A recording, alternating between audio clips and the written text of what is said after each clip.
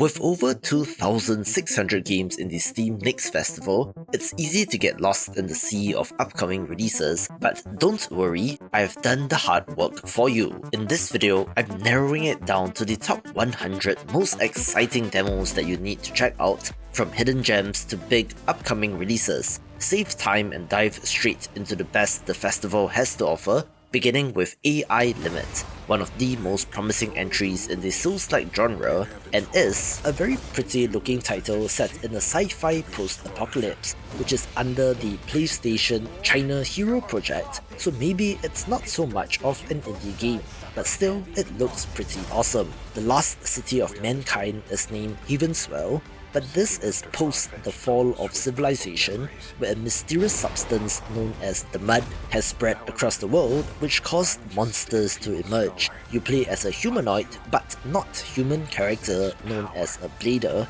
who can respawn after death, how convenient, as she searches for and has to repair the branches of the city in order to save it. Bosses come in the form of warriors who have lost their mind and have mutated into these terrifying enemies, and come on, it's an anime Souls-like, so of course there's hype around this. Proceed with courage. Developer Hammer and Ravens have been around for a little while, with 3 games on Steam dating back to 2018, and their next title is Abbey, a time management game in which you are building and expanding your monastery while uncovering the secrets to brew holy ale. If you have never been to Europe, you might be surprised to know about this, since yes, monasteries did double as breweries in some places. This mixes the management construction aspect of creating living quarters, libraries and more, with the underground cellars and brewery rooms having to decide when to sell the ale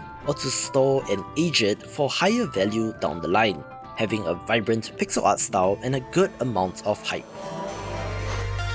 Going back to something more classic looking in Atomic Owl, a roguelite platformer with a Japanese theme, in which you play as a shinobi owl, gathering strength and fighting your way through in order to get to the evil Omega Wing, a void crow who has brainwashed your troop in a classic revenge story. Me being me, of course the pixel art appeals to me, but at the same time, we have seen some pixel art roguelites stumble as of late, so it's a crowded niche to get into, so let's see if they have anything special up their sleeves. Here's a game that just has an awesome title named X-Ghost, which I have complimented the developer on before, being an arcade-style puzzle game that has you vanishing hordes of monsters. However, this is not an action puzzler like Puzzle Bobble, where you're using physics to bounce shots into the right place, but is a puzzle strategy title instead, since you can use cards to manipulate the field of monsters, blowing up large interconnected groups of the same monster to clear them, and looks strategic and fun. Yes, Bad to Bad Apocalypse is another zombie apocalypse survival sandbox title, but with a twist, since this of course stars anthropomorphic animals, where you can command a squad of deadly warriors in Delta Team as they blast away at the enemy. It has survival crafting elements at its core, such as exploration, gathering resources, and fishing, in order to upgrade your base camp and weapons, which is then combined with intense shoot-'em-up action, where this has been previously released on mobile and has been well received, so hopefully the Steam version will not have microtransactions and such and will be a standalone premium title. A game which might be obvious in hindsight is Ballionaire, a combination between Ball and Millionaire or Billionaire, I suppose, a pachinko-inspired roguelite in which you are dropping balls on triggers or pegs, which then combo together to get the highest score possible, and has been shouted out by the creator of Balatro, Local Thunk as well, so I'm sure that there must be something special here. Survival horror fans have been eating good as of late with the well-received Silent Hill 2 remake, the release of indie titles like Hollow Body, Crow Country, and even Signalis, so here's another promising looking entry in BECROWNED. Again, as not the biggest horror game fan, this title looks more Silent Hill than Resident Evil to me, so take that how you will, and despite the almost modern day-ish setting, the developer describes this as having you exploring the ruins of an ancient kingdom, where you might become the savior of the world or even choose to destroy it. It is weird and esoteric in that horror game kind of way, so we'll have to see on the story and narrative when this releases, but for now, its demo is already out, so give it a try. We have not one but two Mega Man inspired titles in this list, the second of which is Blaster Boy, which you can quite clearly see from the Mega Buster equivalents and the sound effects, where this is a 2D boss rush action platformer but with multiple playable characters, being able to unlock secret boss fights as well as other game modes like Gauntlet, where you don't recover health in between fights and has a good look.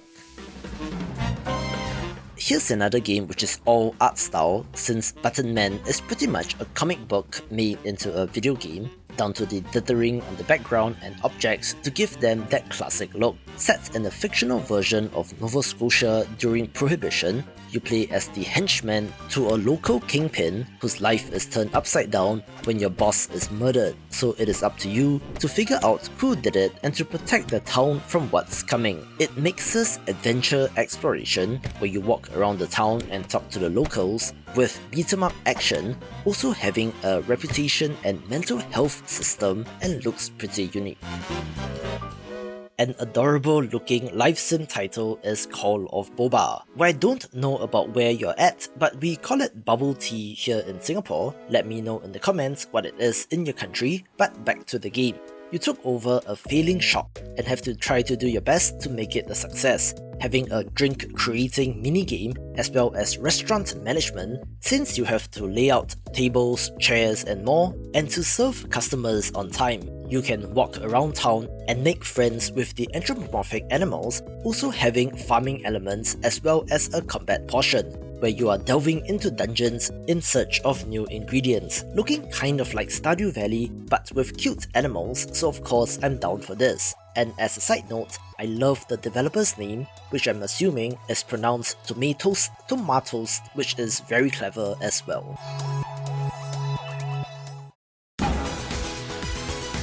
A title with a cool, almost cel-shaded kind of art style on the main characters is Candy Rangers, also being in a genre that you don't see every day in the on-rails shooter, where you have to match the 4 colors to the 4 rangers in order to attack enemies or to interact with oncoming hazards and obstacles. As such, this looks to be rather unique and I don't quite know what to make of it, but lucky us, that is the purpose of this event, since demos will be available, so give it a try if you're curious.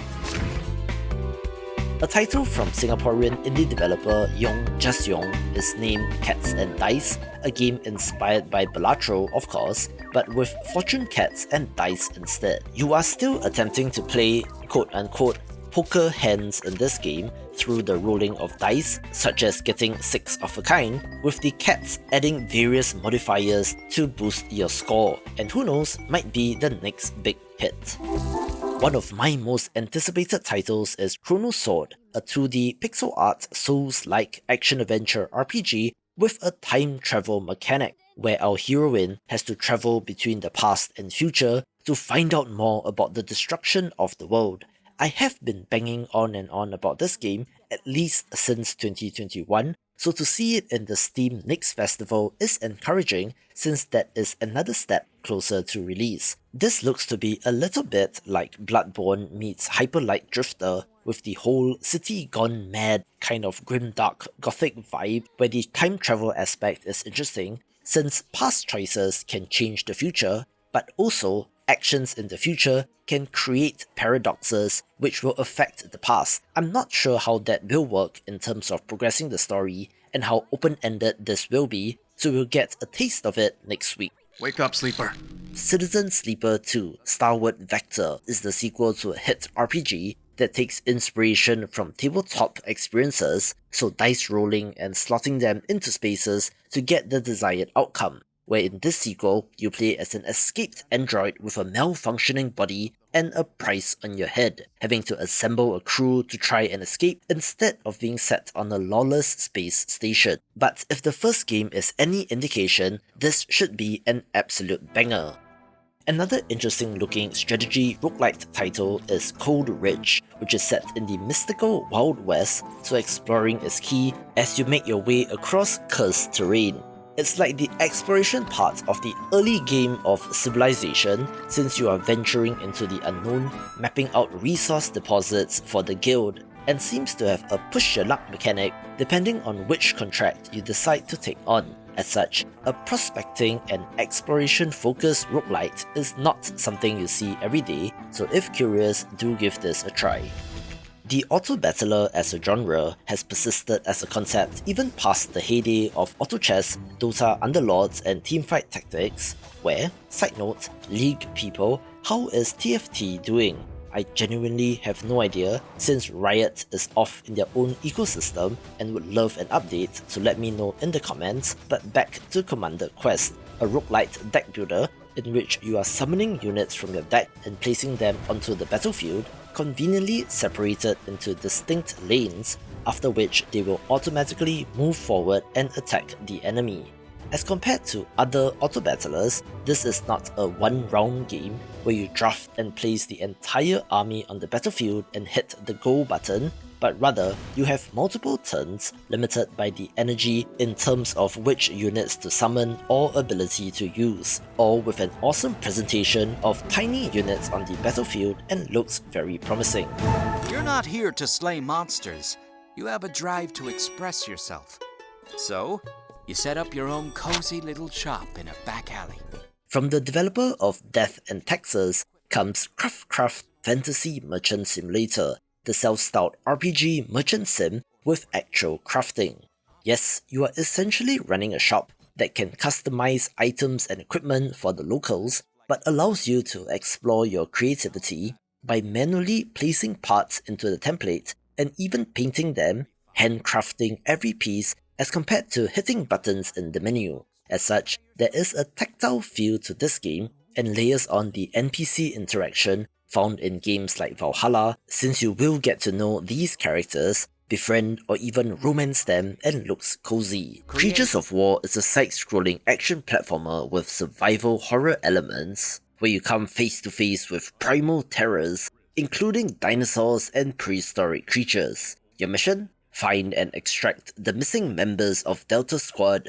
who were sent to investigate the island, but their helicopter went missing with fears that it was shot down. As you explore the diverse biomes of the island, you will encounter ferocious creatures, capturing the feel of what it would actually be like coming face to face with a dinosaur. While you do have guns and weapons, it will still be a desperate struggle for survival, so you need to be cautious and not just go in guns blazing. There are survival horror elements of scavenging for limited ammos and weapons and searching for clues in abandoned buildings while trying not to get killed, and I do have a soft spot for dinosaur themed games, so of course this got my attention. I love my roguelites, and one of the sickest looking upcoming ones is Cursebane from Korean developer Flyway Games, set in the ever-changing Forest of Fate as you use your elementally enhanced katana to cut through your enemies. While there is a plot about saving people doomed by prophecy from a curse, as with most roguelites, it shouldn't really matter since the combat here looks awesome. There's a mix of both swarms of enemies, vampire survivor style, as well as intense one-on-one boss fights with pixel art that looks so gorgeous, so of course it gets a mention, whose demo is also already out now. I also happen to chance upon quite a number of dice-based roguelites, a subset of the roguelite deck builder that has not really taken off with any one particular mega hit, so the market is wide open for titles like Dicealot. This is inspired by Arthurian legend, probably being a play on the word Camelot, and apparently the gameplay is similar to something called Farkle. No, not a bad word, but an actual dice game spelled Farkel, in which one or more scoring dice are set aside after you roll, so there is an element of strategy and probability here and looks awesome. The bottom of the screen idle management game has exploded in popularity after the success of Rusty's retirement, and one which I have my eye on is Dino Market, an adorable looking title where animal friends are running stalls in the market and has light crafting elements. There are built-in productivity tools like timers and a to-do list, as well as plenty of upgrades idle game style, and if you're a content creator, has Twitch and YouTube integration that allows you to interact with chat, and is on the list simply because it looks adorable.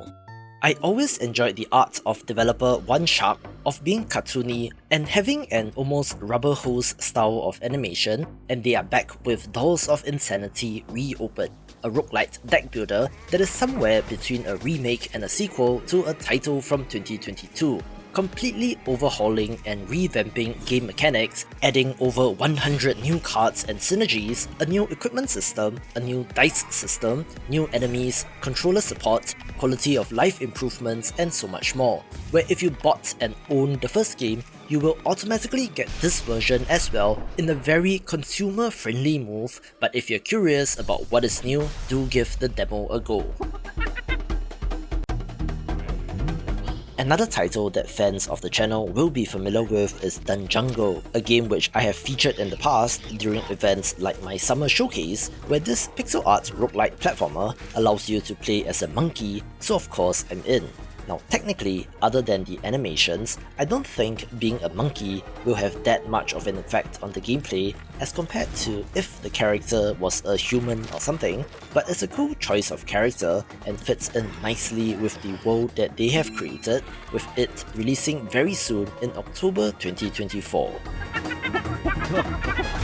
Alright, I'll come right out and say it. Echoes of Samsara could possibly be the next Black Myth Wukong, being a gorgeous Souls-like RPG from a Chinese developer, but with more of a classic wuxia theme, in which you play as the first disciple of the Sword Saint, having to use your skills with the blade to take out dangerous enemies to prevent a global catastrophe. It does kind of look like Sekiro, with the block, parry and counter-attack focused combat, and is very pretty as well, so do definitely check this out.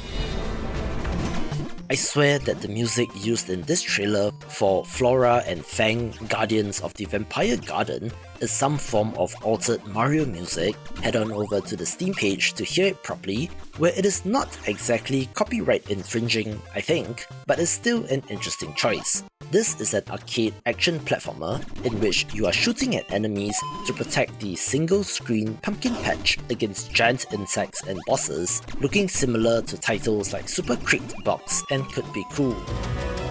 A game that doesn't exactly have the most memorable title is Forest Heroes, a roguelite defense title in that side-scrolling tug-of-war section of strategy games. You're using your animal allies to fight against sentient, evil, corrupted plants, with your player avatar being on the battlefield in a manner similar to Kingdom, with, I presume, the yellow square at the feet of said character being where your attacks and abilities will affect. It is very cute and could be interesting, with the deck building elements adding to the strategy. Another pixel art JRPG of interest is Frameland: A Binary Tale, which does have an active combat system where you have to time your attacks for maximum impact. Honestly, the gimmick is not anything new and has been done as far back as in the Mario and Luigi RPG games on GBA, as well as modern indie games like Bug Fables, but maybe they will have an interesting twist. The pixel art is alright and is set in a world overrun by hostile machines, but tells the story from two perspectives, which could be interesting.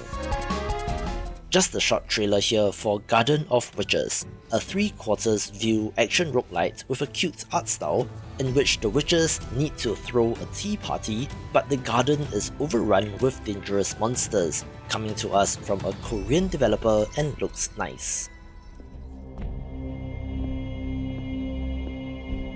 Now this next title could be something special since the developer of HARK the GHOUL kindly shared the game on Twitter with me, and having taken a look, I have to share this game with you. It is a first-person title inspired by Dark Souls and Hollow Knight. Again, Celery Pains 5360, the developer's words, not mine, in which you are slashing, kicking, and making your way through this adventure. Of course, being a first-person Souls-like, maybe this has some King's Field influence as well, since the dungeon design is interconnected with shortcuts leading back to earlier areas. This has you descending deeper and deeper into the bowels of the earth to uncover the secret of the dungeon, looking pretty foreboding, and while the throwback visuals might not be for everyone, I do think that it looks absolutely sick in this case.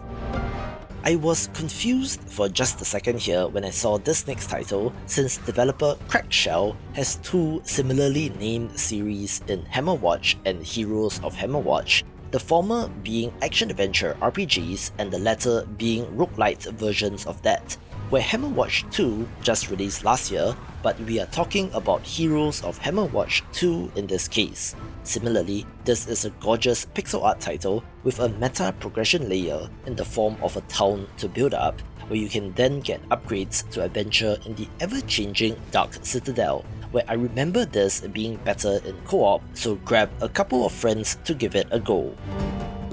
Hexaroma Village Builder is a relaxing city builder title with a hexagonal grid, in which you are building out quaint little towns and villages across a variety of biomes. Of course, each building and tile has their own requirement and will provide different bonuses depending on where you place them relative to the other tiles on the map, slowly building out your village tile by tile, and as you complete each level, we'll move on to larger and more complex maps with different kinds of hazards and terrain. This will be a leaderboard-driven kind of game as you compete for the high score, but does look like a very chill, very pleasant kind of experience. Not to belabor the point, since Survivor-style roguelites have been done to death, but yet we have something like Hordes of Hunger coming out as well, one that has an isometric and behind-the-back camera angle, looking like Diablo or Dragon Age in spots, in which our heroine has to battle living hunger, which is perhaps just zombies by another name. Still, this comes to us from developer Hyperstrange, creators of the heavy metal slasher Elderborn, so they know what they're doing, with the combat in this being rather juicy as compared to the no feedback of some very bad Vampire Survivors clones, also having an actual narrative and story as our heroine uncovers the truth behind the curse that has befallen the land, being fully voiced as well and looks great. Another Chinese-themed title is House of Legacy, a city builder management sim that sees you playing as some sort of feudal lord, escaping to a safe land to seek refuge in a friendly bastion, carving out a niche for your own family and clan. On top of construction elements, you have to manage your clan, or your house if you're more familiar with European terms, of having to manage your descendants and to create alliances through marriage and so on, with a larger country-wide map and strategy layer as you deal with a rebel threat, and does look pretty fantastic. A couple of you took to this game when I last showed it off, since Karate Survivors has a main character that is certainly paying tribute to Hong Kong acting legend Jackie Chan and has gameplay to match. While it is certainly inspired by Vampire Survivors due to the swarms of enemies that it throws at you, combat is rather different, since instead of spamming projectiles yourself, you have to use your punches and kicks as well as environmental objects to defeat your opponents. These include random mobs and brooms lying around, tables and chairs in a bar, plates and glasses that can be thrown and more, mixed in with randomized upgrades which can make you overpowered. So if interested, this demo is available as well. A very pretty looking city builder title is Kingdom Stack, a card-based variant with a defense element, since you not only have to focus on feeding your people and building up the economy within your walls, you do have to build defenses and train troops to deal with hostiles as well. This is a survival-based city builder, so if your walls get breached and your city destroyed, it is game over and you need to restart, although there's no mention of roguelite anywhere on the Steam store page, so maybe no procedural generation, so we'll have to see how they keep repeated playthroughs interesting.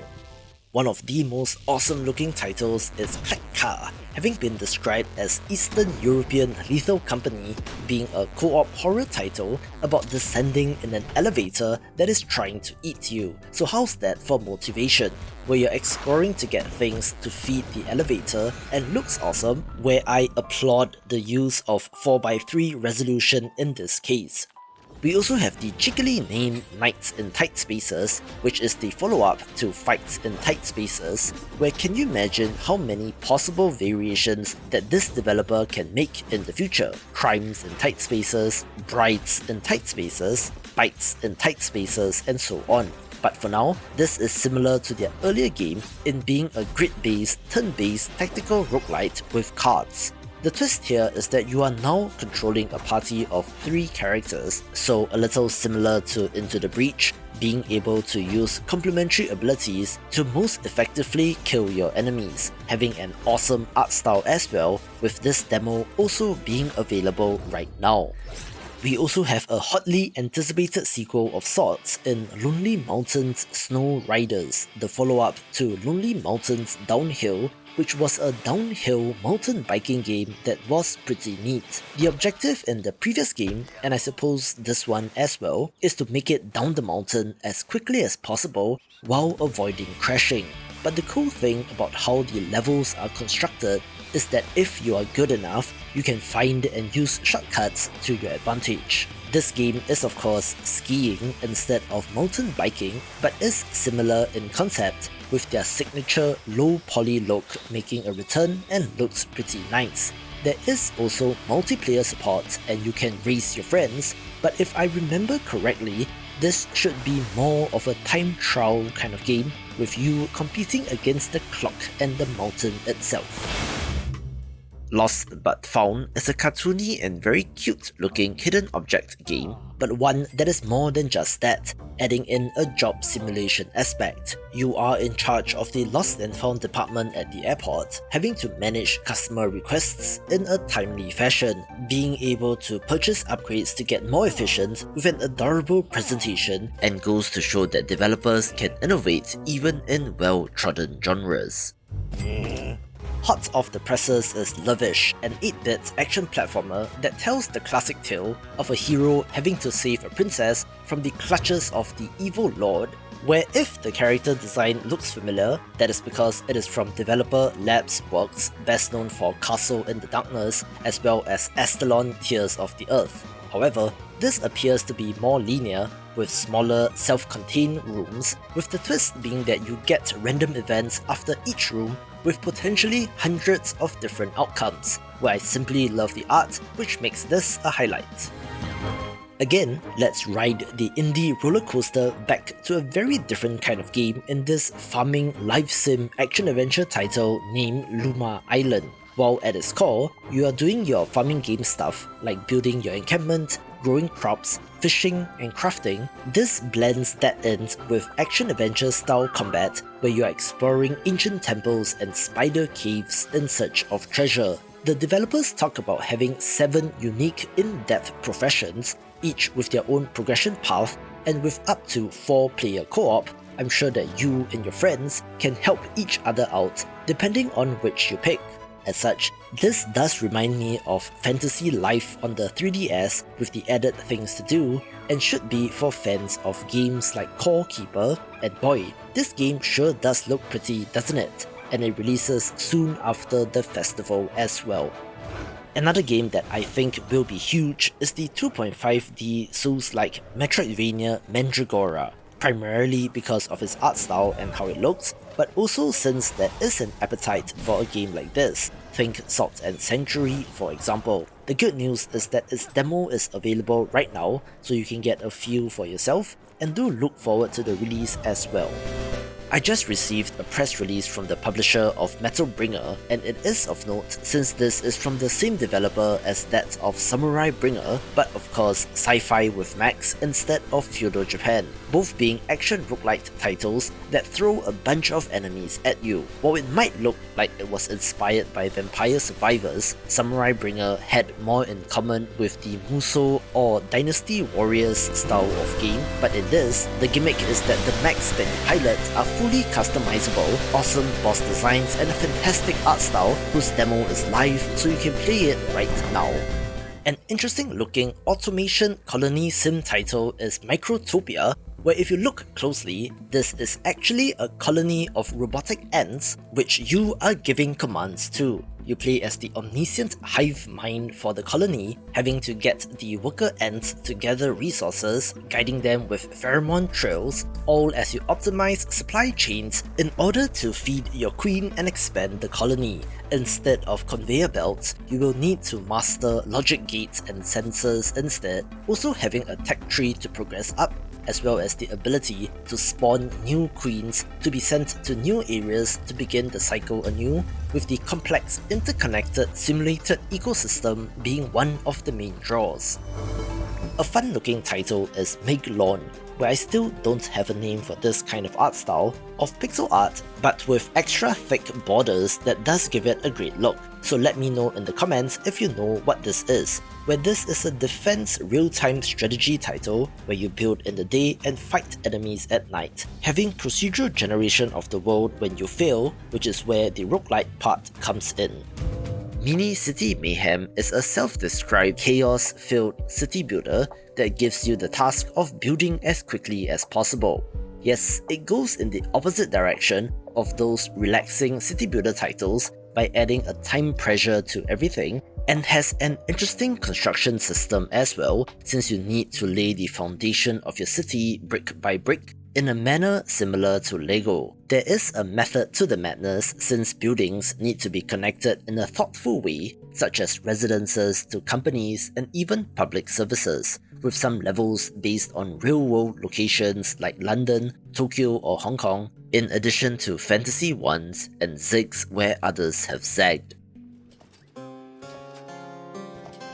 The next title from developer Scumhead is named Mohrta, and is probably the most ambitious title to date, being a non-linear first-person shooter in which you are free to explore. This reminds me of Dread Delusion in terms of visual style, although much more first-person action-focused rather than the slower-paced RPG feel of that game. Of course, there are also upgrades to your weapons and gear in this game, with the otherworldly, bizarre environments and enemies being the highlight here. Their other titles like Vomitorium and Angel's Gear are worth a look as well, with interesting ideas, but hands down, this is probably the most excited that I have been for one of their games.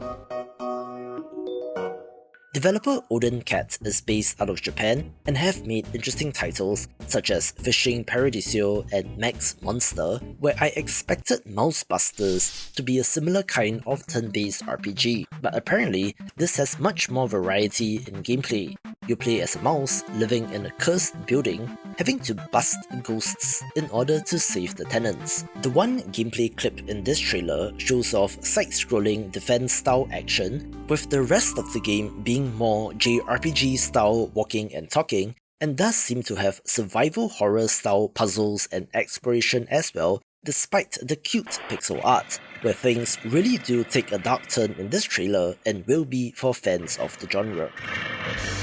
I last showed off Neon Blood around the Summer Showcase season, where this pixel art cyberpunk detective adventure game looks kind of awesome, mixing 2D sprites with 3D environmental objects, having turn-based combat as well as adventure game inspired elements, and will be releasing very soon as well.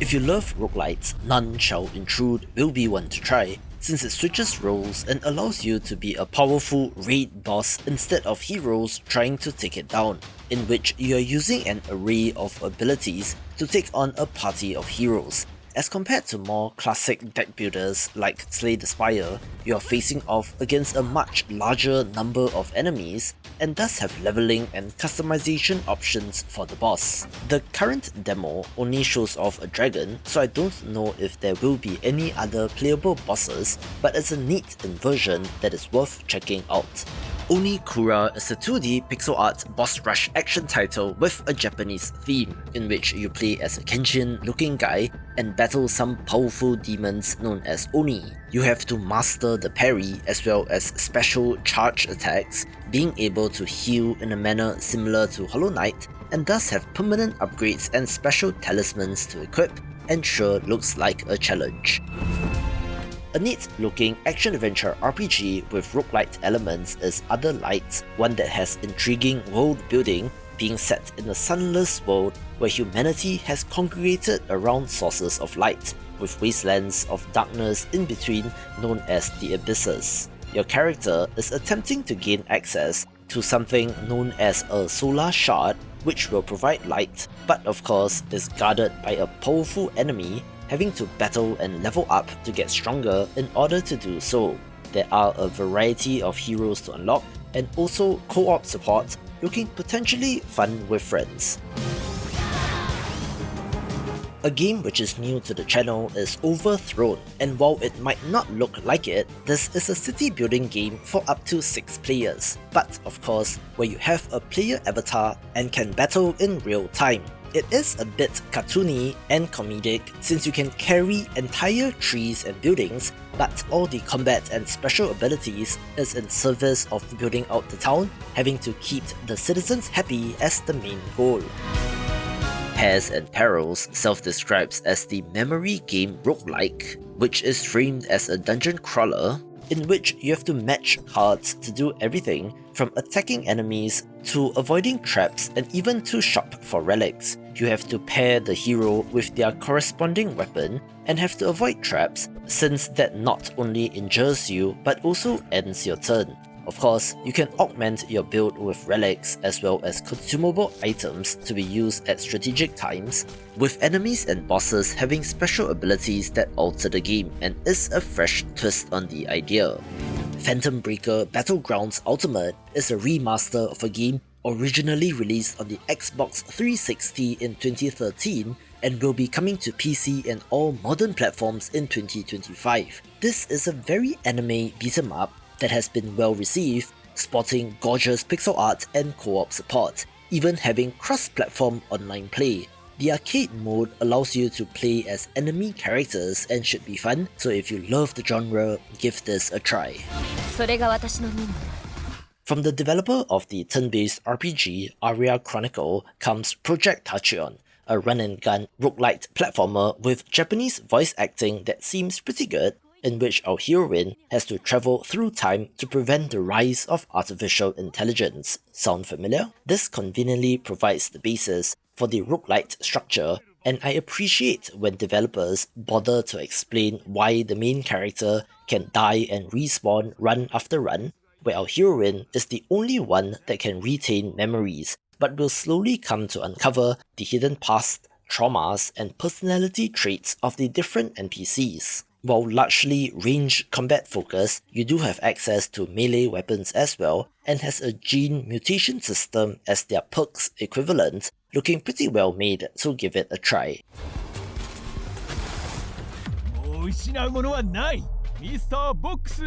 Here's a title that I'm looking forward to in Puropu Defense Squad, an action tower defense title with a cartoony presentation. This follows in the footsteps of games like Orcs Must Die, being from a third-person camera angle in which you are controlling sentient props to take on wacky human enemies. It looks pretty good and has variety in terms of playable characters, with at least 5 mentioned on the Steam page, as well as an array of traps, turrets, barricades, and more. There is a co-op campaign mode with increasing levels of difficulty, as well as the roguelite style choice between 3 random upgrades, and will be for fans of the genre.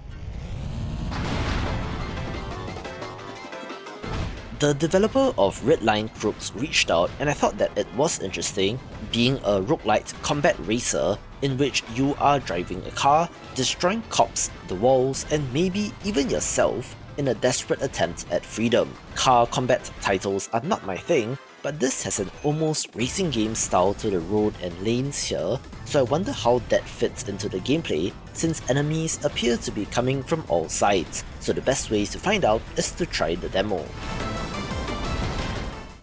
Resetna is a post-apocalyptic 2.5D Metroidvania, where our heroine and her drone companion are on a quest to seek out the source of a mysterious signal that is driving the other robots to madness and to eventually reset the future. You know me, I love my Metroidvanias, so these always get a look, where the sci-fi theme is pretty neat and has matching visual elements in environmental and enemy designs. The game takes place in a crumbling world, so you are working your way through ruins, uncovering the history of the world with environmental storytelling and cryptic communications. There is a customizable chip upgrade system that allows you to tweak the character to suit your playstyle, which, combined with battles against giant mechanical monsters, as well as hidden rooms and secrets in the world, and looks like it will provide a great Metroidvania experience. 3, 2, 1, bring it on! Another long in development title is Rift of the Necrodancer, a rhythm game based on the must-play rhythm roguelike, in which I saw a build of this on the show floor of Gamescom Asia 2023, in which it is not simply limited to Guitar Hero style note highways, but also boss fights and Rhythm Heaven inspired sections, looking pretty awesome. And hey, you get to spend more time with Cadence, so that's a win, and does still have a targeted release window of 2024.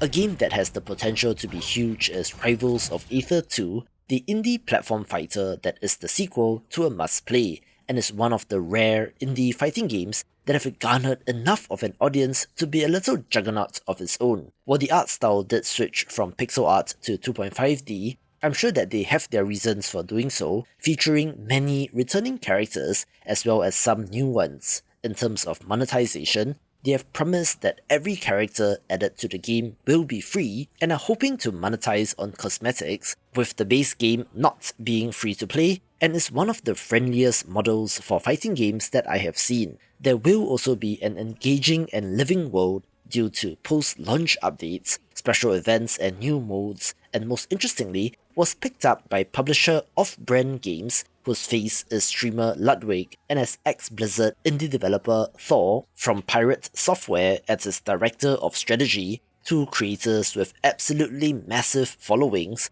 with lead developer Dan Fornance being one of the most well-known game developers as well, so I have every expectation that this is going to be huge. As compared to when I last talked about Rogue Labyrinth, the main character and game itself has undergone somewhat of a visual change, being less anime and more pixel art, in which you are fighting your way through an egotistical billionaire's labyrinth, which was built at the base of the largest great tree in the land, where contestants battle over who gets to become monarch. It is a self-styled action narrative roguelite, so there is a story here, since you are talking to characters and playing politics between rival factions in between the combat, and does look like fun.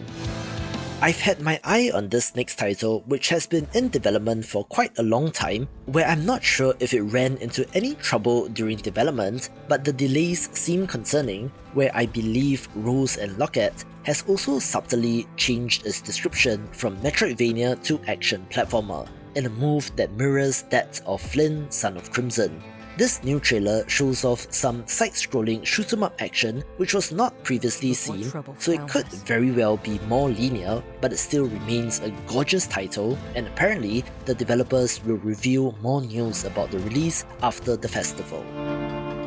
I caught wind of this game on Twitter, since apparently this is the first commercial product that involves all three Szymanski brothers, John, David and Evan, who are known for titles like Dusk, Iron Lung, Squirrel Stapler and My Friendly Neighborhood, to talk about genetics and the family business, in which Secret Agent Wizard Boy and the International Crime Syndicate has to be a cheeky reference to Harry Potter, in which you go undercover in a wizarding school to topple Grumble Mott's evil crime syndicate, and sure looks like wacky fun. This is not a licensed game as far as I know, so I don't know why the main character of this game looks like Power from Chainsaw Man, but it is a story-driven shooter named Silly Polly Beast. Now, when I say shooter, it mixes between third-person, isometric and 2.5D, but not first-person, so it's kind of cool and does look pretty awesome as you battle all sorts of monsters, having horror overtones, but it's not exactly a horror game. Also, it is story driven and linear, so you don't quite get games like this anymore, which makes this worth a look. Skogdal is a roguelite deck builder but with a handcrafted world, having one of the most interesting art styles and concepts that I have come across. It takes place in the titular rustic Norwegian town in the 1990s, where the people of the town have gone mad and it is up to you to uncover the mystery. While it is run-based and you participate in deck building combat, the larger picture is that you are exploring the handcrafted town, defeating different bosses on different runs to unlock more of the world, having a John Carpenter-style mystery at the heart of it all, with plenty of secrets to uncover. This is made by two Norwegian brothers who are drawing upon their own upbringing and pop culture of the 80s and 90s, so go try the demo. One of the prettiest upcoming Metroidvanias is Somber Echoes, a dark sci-fi entry set on board an abandoned Greco-Roman spaceship that has become infested with horrors from an unknown dimension. The main character in this story are a pair of twin sisters, in which our heroine is one of them and must prevent her sister from unraveling the universe, but has to discover answers as to why she is doing so as you explore. This has some Souls-like influence, since you can parry enemy attacks, so maybe sci-fi grime, but drawing inspiration from Greek mythology and tragedies and looks pretty awesome. Survival horror fans are eating good right now, and have another game to add to that pile in Sorry We Are Closed, one of the creepiest looking titles that I have come across, mixing the PS1 era polygonal look with both first-person combat and fixed camera exploration of environments as you wander through unsettling locations. A curse has been placed on our protagonist by a demon looking for love, where you are spending the final days of her life with her as she attempts to find ways and means to break the curse. Key to all of this is your third eye, which can be opened to allow her to look in between worlds, allowing you to explore further, uncover secrets and to solve puzzles, but can also be used in combat to reveal enemy weak points. There is a cast of characters to get to know in the London borough that she lives in, where you can help or hinder these other characters, so in addition to regular survival horror, this has a vibe similar to that of Paradise Killer, Killer 7 or even Persona, looking to be very unique and must be checked out. We also have a Metroidvania of interest here in Sono's Curse, one that was kickstarted a little while ago, and I'm not the one to say it this time around, okay, Celery Paints 5360, since the developers are the one to say that it is inspired by Hollow Knight and Journey. Visually, the hand-drawn art looks a lot sharper and quite pretty actually, although I do wonder how readable the game will be, telling a story about regret and living in the moment, so YOLO the game I guess, as you delve into a cursed cave and uncover the secrets behind the curse. The developer of Spell Hacked also reached out, and I had to cover it since it is just so weird and unique, not looking the most visually attractive with the throwback look, but get this, it is a real-time survival deck builder title of all things. You are exploring Doom City and upgrading your techno spells in the day, which are then used to fight against summoned beasts at night, being weird, unique, and so indie games. Another pixel art title which I have my eye on is Spirit Mentor, coming to us from a developer out of Thailand, which is relatively rare, in which this is a vibrant action platformer with, surprisingly, monster taming and deck building elements. You can build up your deck of spirits, which take the form of cards in your hand, which you can then call upon in real-time combat, using their power to fight against demons and to stop an evil queen. Looking absolutely gorgeous and is releasing very soon. Some of you in the comments section told me to check out Spirit X Strike, so here it is, a character action-adventure title that looks like all action all the time. It is super fast-paced with an insane sense of speed to the combat, in which you are taking on both groups of enemies as well as 1v1 battles against bosses. The gimmick here is that you're able to create your own combos and thus appear to be all punches and kicks instead of wielding weapons or special powers, but still an awesome looking action title that is certainly worth a try.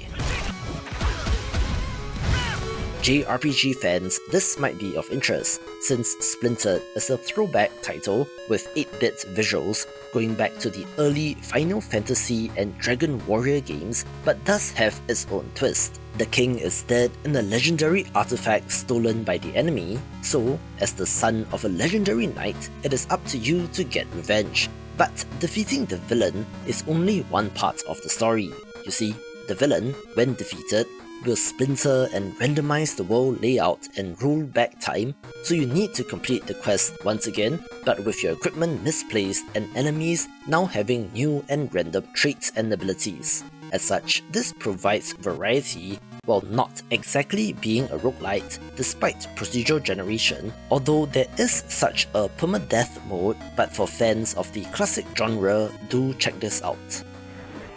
I love indie games since they can just go ham in the tribute direction, where one look at spy drops and you can pretty much say that this is an MGS1 inspired stealth action title. And hey, given the limbo of that franchise and Kojima having moved on to other games, this might just be the entry we need in the stealth game space. I've been banging on and on about Star Vaders for quite a while as well, a neat looking tactics roguelite with some elements of Space Invaders in which you are piloting a mech and battling oncoming foes from the top of the screen in turn-based combat. I believe there should be some anime inspiration here with the theme and visuals, and as a Q2 2025 release window, which is curious since there should be another Steam Next Festival in February, so that would have been my pick for them rather than this one, since games can only be in one Steam Next Fest. But the event is getting more crowded, so maybe the earlier date will work out better for them.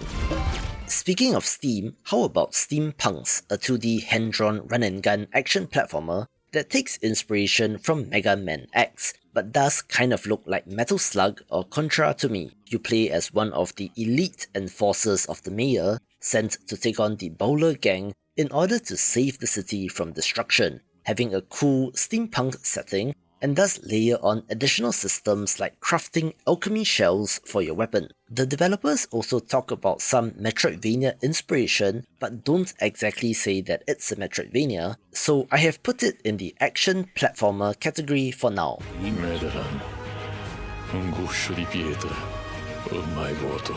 Here's a title that is new in Stone Marchia, a Souls-like RPG that takes inspiration from chess, in which you play as a lowly pawn on his quest to defeat a plague of angels in an attempt to return to heaven. Of course, being a chess piece, you don't exactly have arms and legs, so the animation looks a little strange, and I wonder how that will affect combat. Still, it looks awesome, and is something different in the Souls-like space, since you can also transform into other chess pieces, like the rook, knight, or bishop, which I'm guessing will have different abilities, but yes, fans of the genre, definitely check this out. A not-so-indie title is Teenage Mutant Ninja Turtles Splintered Fate, an action roguelike brawler with co-op support where you can play as any of the 4 turtles on their quest to save Master Splinter from the Foot Clan. You have never seen the turtles like this before, adding in the roguelike generated elements of randomized power-ups, enemies, and mini-bosses to keep each playthrough fresh, and also has permanent upgrades in between runs so that you're always making progress. Each turtle does have their own strengths and weaknesses, with differing focuses on area damage, critical damage, survivability, or high damage to single targets, with elemental power-ups like fire, water, darkness, and more as you explore iconic locations in New York City and battle powerful enemies.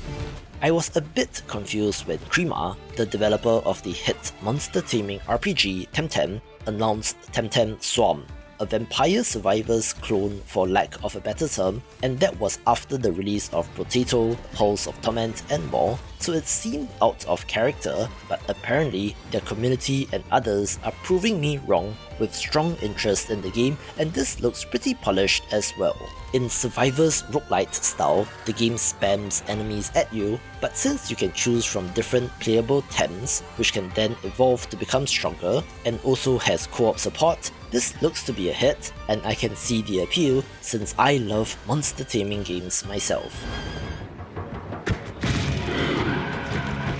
The developer of this next title has quite the background, being ex-Bethesda, having worked on games like Skyrim. Hey, you're finally awake. Fallout 3, 4 and 76, Starfield, and also Metroid Prime 3 and Blood Rain 2 from further back, who has gone indie and is now making a heavy metal horror first-person shooter named The Axis Unseen. This has you playing as a bow-wielding hunter, having to hunt down nightmarish monsters using a variety of elemental arrows as well as enhanced sensors to do so in a very Witcher kind of way. The cool thing about this is that it appears to be quite immersive, with the UI all being in-game, such as having to check the quiver for how many arrows you have left, rather than it showing up as a number in your HUD, so you really need to pay attention and be tuned into the world. It is open world in structure, so you can go to fantastic locations to hunt these creatures down, and does look absolutely gorgeous, so if curious, it's your lucky day since this also has a playable demo right now and will be launching soon after. Another fan favourite title from my summer showcase is the Edge of Allegoria, a turn-based RPG that kind of looks like Pokemon meets Dragon Quest, but it's no kids game, where the retro throwback pixel art and colour scheme is more than meets the eye. For one, you are travelling around and taking things into your own hands by beating down these monsters, having a mastery system which levels up your skills and equipment the more you use them. It has violence and coarse language with a dose of pixelated booty, so definitely not for kids, and maybe with a projected Q4 2024 release window, we will get a release date after the festival. Another neat looking pixel art title is The Good Old Days, one that does have scan lines in the trailer, which I don't know if I will be able to turn off since I'm not a fan, but it is almost Earthbound but as a Metroidvania. You play as a young boy and his friends, delving into the depths of the city to find treasure so that he can repay his father's debts, which you can clearly see by the counter at the top of the screen at all times. As such, it's a different kind of Metroidvania, which makes it especially interesting since you're not motivated by delving in to battle a great evil to save the kingdom or anything, but can be more pragmatic about things, even running away from enemies and not fighting if not needed, and gives me a little bit of a La Mulana feel. Chinese developer Cotton Game is known for their puzzle and adventure games, which usually come with gorgeous art, and that is exactly the case here with the Lilliput Workshop, a sandbox logic puzzle game with an almost handcrafted wooden toy style to the visuals. You are messing around with and designing automata in this game, of using a track system to guide a train to deliver blocks to their destination, and will be familiar to fans of Space Camp, or if you have messed around with Minecraft redstone circuits, also allowing you to easily design and share puzzles and levels with other players. They hope to capture some of that same childlike wonder when you were just building with blocks as a kid, and as someone with a toddler myself, I can vouch that it is indeed still fun even if you're older. Another game with a killer look is The Void Project, an arena-based first-person shooter that is technically set in a simulation but has you facing off against all sorts of demons, being a leaderboard chase kind of game where you have to defeat enemies as quickly as you can and releases very soon. Perhaps one of the biggest beneficiaries of the Steam Next Festival is Tinkerlands, a pixel art sandbox crafting action-adventure title, looking similar to something like Domekeeper since many people are playing the demo and it is shooting up in popularity. If you're not familiar, you're doing survival game stuff like punching trees to gather resources, which can then be used to upgrade your base and equipment to allow you to venture further out, being a tried and tested formula and is very well done here, where this developer has done the very clever thing of releasing a prologue demo and playtests and updating that demo to get feedback, such that this current version is the best that it can be. From the developer of No Place for Bravery comes To Kill a God, a game which is set in the same universe and explains parts of the mysteries surrounding the giants, dragons, and the events leading up to that game. For the most part, this looks like a Vampire Survivors style Bullet Heaven roguelite in which swarms of enemies are thrown at you and you need to kite them around, but the developers have come up with something known as a skill map system, in which the map is your skill tree, and I don't know what that means. According to them, all elements in the map, when possible, will behave like characters on a journey, but I don't know how that relates to skills and perks, but the skill tree is massive in that Path of Exile style, so that alone has got me very interested. Another title that I have my eye on is Toads of the Bayou, a roguelite tactics title with a deck building element, in which you are commanding toads in combat against the deadly forces of Baron Samedi, a legendary spirit from Haitian voodoo that is popular in myths and tales around the swamps of Louisiana, of which this is drawing upon. Of course, the pixel art is on point, with the deck building tactical combat being interesting strategically, and you have a home base in the tavern which you can upgrade, which will form the basis of the permanent progression systems in the game. And this releases very soon in November, so definitely give it a go. Now, this next title has potential since the addition of automation and factory building elements to a game tends to attract a crowd that can get very into your game, which is the appeal of Tower Factory, having to gather and process enough resources to allow you to continue building more towers so that you can fend off waves of enemies. From the screenshots, it appears that there is a very distinct path marked out in which enemies will march towards your base, with the rest of the map being unmarked, so you are free to build and explore there, having a clear separation between the two, but it looks like you must eventually scout the map to locate the enemy castle to presumably destroy it, and if Mindustry is anything to go by, this should be a hit as well.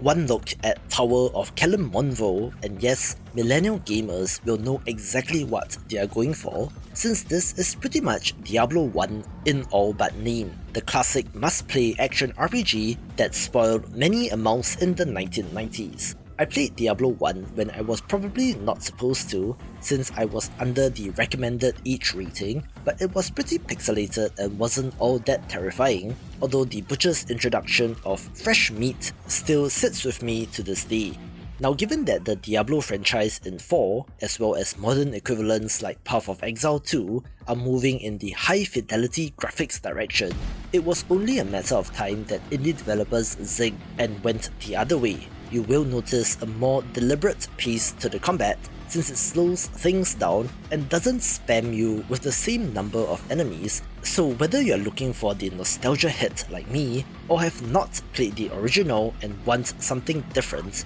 this is certainly one to try. They want to stop you, to keep you from... A cool, weird-looking title is Tower of Madness, a third-person horror adventure platformer where you play as a cowboy who is compelled by an insidious voice in his head to climb an inverted floating tower, which is inspired by Stephen King's The Dark Tower. The gameplay involves exploration and gravity inversion, in which the dialogue choices matter and you have to gather keys to unlock new areas, with quicktime events as well, although it stops short of combat and is perfect for this time of year.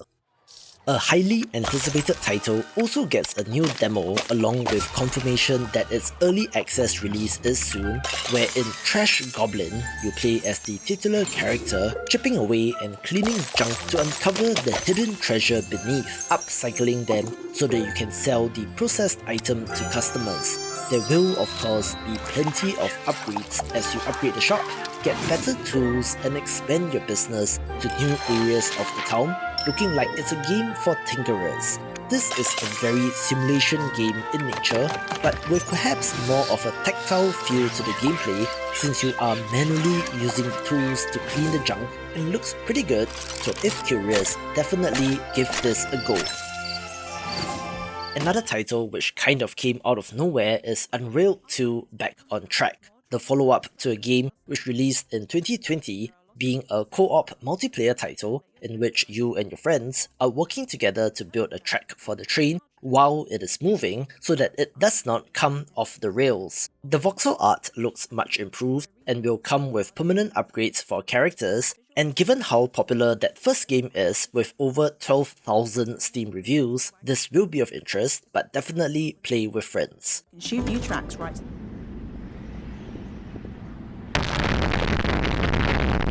If that doesn't sell you on VA Proxy, I don't know what will, since this character action title simply looks awesome, telling the story of 3 machines that seek freedom in the world. This developer has been showing off insane clips on Twitter, such as the ability to ride rockets, parry a gigantic sword, parry a nuke, parry a house, and even parry gravity itself, along with insane looking action and traversal, where its inclusion in the Steam Next Festival is a great sign, since that means it is one step closer to release. I last talked about Void not too long ago, where this first-person hack-and-slash action title was recently showcased with a new trailer, which was in service of announcing their participation in the Steam Next Festival. This looks awesome, probably due to Unreal Engine 5, in which you can use an array of melee weapons and movement abilities to most effectively take out your enemies.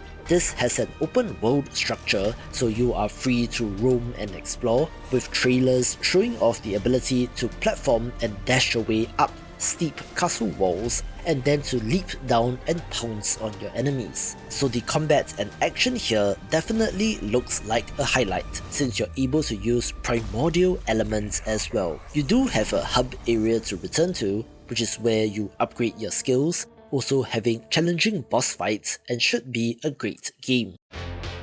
I've been talking about Warside for a little while now, since of course the pixel art is what got my attention in the first place, being pretty much Advanced Wars in all but name, not even bothering to change the theme like in Wargroove, being a straight up military turn-based tactics title, where you can capture buildings and spawn troops from there, also having the classic presentation and animations when units attack. However, I don't see another Advanced Wars game being made anytime soon, so indie developers can fill the void, but hopefully they will do enough to distinguish themselves from the inspiration. A pretty cool looking strategy RPG is Whispers of the Eyeless, a grimdark title with an almost Darkest Dungeon kind of art style, in which you are leading a cult which is attempting to revive the dead gods, forever altering the fate of the city. In order to carry out your work, this involves turn-based combat as you fight your way through to get what you want, having to use resources to build out your base, as well as managing followers, with disciples being able to be sent out on callings to further your agenda, and stands out visually.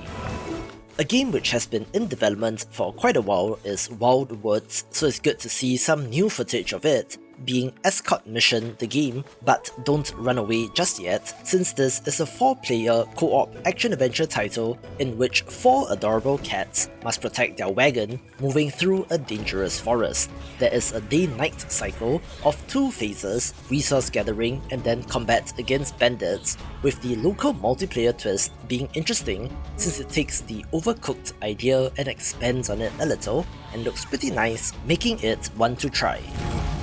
Of course, the next title from the developer of Dead Cells will be of interest in Windblown, a lightning-fast action roguelite from that 3/4 view instead of being a platformer like their other game. This has quite the interesting world building, since our heroes live in the village on a floating chunk of land that swirls around a gigantic vortex where enemies known as sentinels spawn from there and you need to fight them off.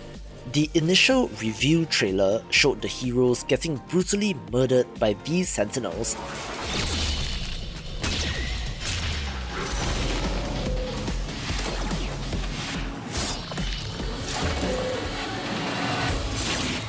so that is part and parcel of the game, where dying leaves a memory for the next run, and you can absorb the powers of fallen warriors to create new synergies and combos. It is also built for co-op for up to 3 players, so I'm interested to see how balance will be done for single player, but given the pedigree, I'm confident that this will be great and also releases in Steam Early Access shortly after the next festival. If you love pixel art titles, another one to watch is Wings of Endless, an action-adventure RPG platformer in which you play as a young bounty hunter and his friends, seemingly switching between them in combat to use their different abilities. It's a stereotypical story setup where a routine task morphs into an epic adventure, but the demo should allow you to experience more of the action platforming gameplay with a focus on combos. There is a light crafting system that allows you to mix and match ingredients to create potions with a good pixel art look as well. I love the variety that indie games provide, such as with World's Worst Handyman, a comedy stealth title in which you play as the titular character, taking on various repair jobs to disastrous consequences. This can include plumbing or fixing electrical circuits, but of course, as the world's worst handyman, you can screw up and must avoid angry customers. It is all for a good cause, however, as our protagonist wants to save his struggling animal shelter, with the comedy stealth elements here reminding me a little bit of Untitled Goose Game and looks like a good time. I have made a handy PDF guide with all 100 titles and links to them. Get it via the link in the description below and watch this video for more of the best games of the year.